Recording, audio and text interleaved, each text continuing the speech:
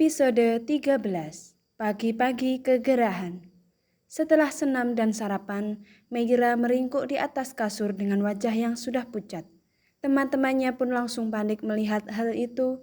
"Mei, lo kenapa, Mei?" tanya Luna.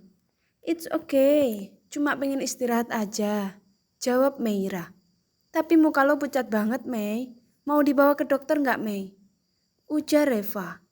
Meira hanya menggelengkan kepalanya, sementara Intan langsung bergerak cepat mengambilkan air putih hangat. "Mei, coba minum dulu." Luna dan Reva serentak menatap Intan. "Nyokap gue tiap gue sakit selalu disuruh minum air putih hangat loh.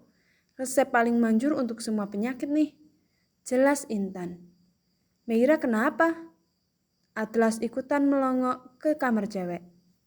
"Ini Tlas, Meira sakit tapi gak mau dibawa berobat," jawab Luna. "Menurut gue kalau Meira belum mau berobat ya udah jangan dipaksa dulu. Meira pasti tahu dengan kondisi badannya sendiri. Tapi nanti kalau lu udah ngerasa gak kuat langsung bilang aja ya Lun." Naila mengusap pelan kaki Meira. Atlas langsung mendelik pada Naila. "Maksud lo apaan ngomong gitu? Lo nunggu Meira sekarat dulu?" sinis Atlas. Naila melongo saat mendengar Atlas bicara sambil nyolot. "Ini bisa jadi karena lo juga tahu nggak?" cetus Atlas lagi. "Hah? Kok lo nyalahin gue?" Naila bangkit berdiri dan menantang Atlas yang berdiri di pintu. "Iya, lo yang maksa semua pada olahraga pagi-pagi. Dan gak semua fisiknya kuat. Malah ada orang yang langsung drop habis olahraga. Mungkin Meira salah satunya." "Asli, lo gak nyambung banget." Naila geleng-geleng kepala. "Sejak kapan coba gue paksa Meira olahraga? Lagian Meira aja gak nyalain gue. Lo malah nuduh yang aneh-aneh. Sengaja pengen ngomporin. Perasaan semua yang gue lakuin salah mulu di mata lo." "Apapun alasannya, tapi cara lo ngomong kayak tadi ke teman yang lagi sakit itu sangat tidak bijak." "Gini deh." Naila menyingsingkan lengan bajunya. "Lo kalau ada masalah sama gue, mending kita ribut sekalian ayo." Atlas mendengus. "Berasa paling jagoan lo di sini." "Diam!" Meira berteriak keras, membuat semua orang di ruangan itu terkejut. "Gue lagi PMS, kalian malah pada berisik. Bisa keluar gak sih?" Bukan hanya terkejut karena Meira tiba-tiba berteriak, tapi mereka juga heran melihat gadis yang pendiam dan paling lemah lembut itu ternyata juga bisa membentak dengan intonasi tinggi. "Keluar semuanya!" usir Meira lagi. Mau tidak mau satu persatu pun keluar. Perempuan kalau sedang PMS memang bisa lebih galak daripada singa. Tidak ada juga yang berani mendekat. Meira dan Atlas masih sempat saling lirik sinis. Setelah itu Meira melangkah keluar.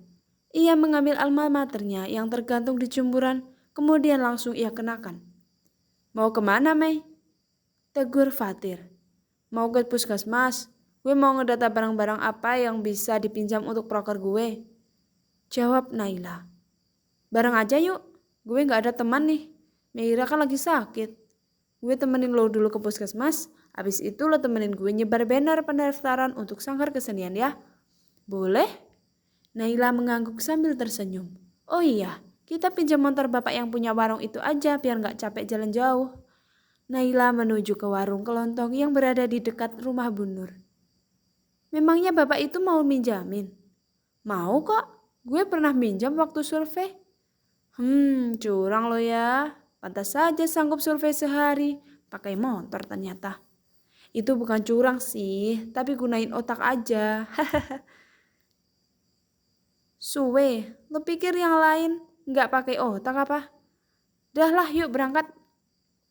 Dari jendela, Atlas melihat Naila mengobrol dengan Fatir. Saat mereka berdua mulai pergi berdua, Atlas pun langsung menyusul ke halaman. "Yud, itu mereka mau kemana?" Atlas bertanya pada Yuda yang sedang duduk di teras. Yuda menoleh sejenak kemudian mengangkat bahunya. "Ada yang mau mereka urus kali, mungkin persiapan proker. Tapi kan mereka gak setim. Mungkin karena Meira lagi sakit, Fatir jadi minta temenin ke Naila. Lagian Naila gak ada temennya setim juga. Memangnya kalau mereka tim proker, Boleh saling bantu ya? Atlas merasa tertohok dengan sindiran Yuda. Boleh-boleh aja sih, liriknya kemudian. Ekor matanya masih menatap tajam pada Naila yang kini sedang berboncengan bersama Fatir. Saat itu masih pagi, tapi entah kenapa Atlas sudah merasa kegerahan. Sinyal di daerah sini tuh susah, apalagi di posko. Ini aja aku harus keluar supaya dapat sinyal. Fatir bicara dengan seseorang melalui panggilan video. Saat itu ia sedang berada di warung bakso. Seharusnya pas lagi keluar kamu langsung kabarin aku dong. Ini malah aku terus yang hubungin kamu duluan. Jangan-jangan kamu ketemu cewek baru ya di sana. Kamu cinlok di KKN ya? Tuding gadis dalam layar ponsel itu yang tidak lain adalah pacarnya Fatir. Fatir tampak menggaruk-garuk rambut gondrongnya. Jelas sekali bahwa ia muak dengan perdebatan seperti itu. Bisa nggak sih ngebahas hal yang lebih penting? Ini kita cuma bisa sebentar-sebentar video call, kamu malah ngajak berantem terus. Kamu jangan ngeles, kenapa pertanyaan aku nggak dijawab? Pertanyaan apa sih? Kamu cinlok nggak di KKN? Enggak. Sumpah? Iya sumpah. Tir, mau pakai saus nggak? Naila yang baru selesai memesan makanan tiba-tiba menghampiri Fatir lagi. Suara siapa itu? Kamu jalan sama cewek ya? Tuh kan, dugaan aku benar. Kamu pasti udah cinlok di KKN. Omongan kamu gak ada yang bisa dipercaya ya. Mulai hari ini kamu gak usah hubungin aku lagi. Tutut. Panggilan itu pun terputus. Fatir yang sudah dapat memprediksi apa yang akan terjadi pun hanya bisa mengusap dahinya sendiri. Sementara Naila tampak menggigit bibir sendiri, mulai merasa bersalah. Tir, lo lagi VC sama pacar lo ya? Hais, pacar lo pasti salah paham sama gue. Ya, Tir? Duh, sorry Tir, gue gak tahu. Gak apa-apa kok. Potong Fatir. Dia emang suka gitu, nanti juga baik sendiri. Naila duduk di hadapan Fatir. Tapi asli gue jadi gak ngerasa enak banget Tir. Kalau nanti gue bantuin jelasin ke pacar lo gimana? Gak usah. Makin ngereok gak jelas diantar. Udah santai aja. Fatir mengibaskan tangannya. By the way, lo punya pacar gak sih? Tanya Fatir kemudian sambil membuka bungkusan kerupuk kulit. Naila tampak sedikit terkejut dengan pertanyaan. Lebih tepatnya dia gak menyangka Fatir akan menanyakan hal itu. To be honest, gue belum pernah pacaran sampai sekarang. Seriusan? Fatir lebih tidak menyangka lagi dengan jawaban Naila. Jarang loh anak zaman sekarang belum pernah pacaran sampai kuliah. Tapi kalau jatuh cinta, udah pernah kan? Ya cinta-cinta monyetan lah. Pernah. Ya waktu SMA gue nge-crushin cewek kelas gitu. Tapi ya sebatas itu doang sih. Soalnya orang tua gue agak strict kalau soal pacar-pacaran gitu. Biasanya orang tua ke anak cewek emang lebih keras soal begituan sih. Fatir mengangguk-ngangguk. Tapi kayaknya Atlas suka sama lo tuh. Naila yang sedang menyeruput es jeruk langsung tersedak. Ia bergegas mengambil tisu. Kenapa langsung kaget gitu sih? Lagian lo ngaco banget. Dari mana coba lo bisa mikir Atlas suka sama gue? Orang dia tiap hari selalu ribet sama gue. Dia tuh kayak punya dendam tersendiri ke gue.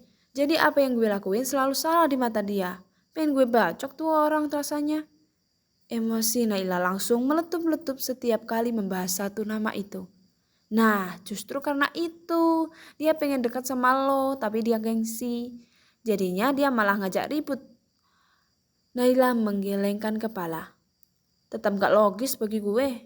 Ya, dianya gak percaya. Orang yang punya jiwa seni tinggi kayak gue ini sensitif soal perasaan-perasaan kayak gitu. Udah deh, jangan ngebahas soal si manusia kadal itu. Nafsu makan gue langsung hilang tahu nggak? Bahas yang lain aja lah yuk. Bahas belalang kek atau semut atau apalah. Fatir hanya tertawa kecil. Seiring dengan itu pemilik warung mengantarkan 2 mangkok bakso ke meja mereka. Nggak sholat Jumat dek, ujarnya pada Fatir. Saya Kristen bu, jawab Fatir. Oh, Fatir tersenyum tipis. Bu, saya boleh tempel banner pengumuman nggak di dinding warung ibu? Pengumuman apa dek? Kami dari mahasiswa KKN mau ngadain acara pelatihan kesenian gitu bu. untuk remaja umur 12-18 tahun. Siapa tahu nanti ada pelanggan bakso ibu yang mau daftar. Oh gitu, iya boleh. Setelah pemilik warung itu meninggalkan meja mereka, Naila tampak tertawa sendiri. Kenapa lo? Fatir menatap heran. Lucu aja ngeliatin lo ditanyain sholat Jumat apa enggak. Pasti enggak enak banget ya jadi kaum minoritas. Fatir menghembuskan nafas berat. Ya mau bagaimana lagi ya? Lantas mereka pun kembali tertawa-tawa berdua. Cie, nonton sampai akhir ya? Terima kasih. Jangan lupa dukung channel ini dengan cara like, comment, subscribe, dan share ke teman-teman juga sosial media kalian. Sampai jumpa di video selanjutnya. Bye!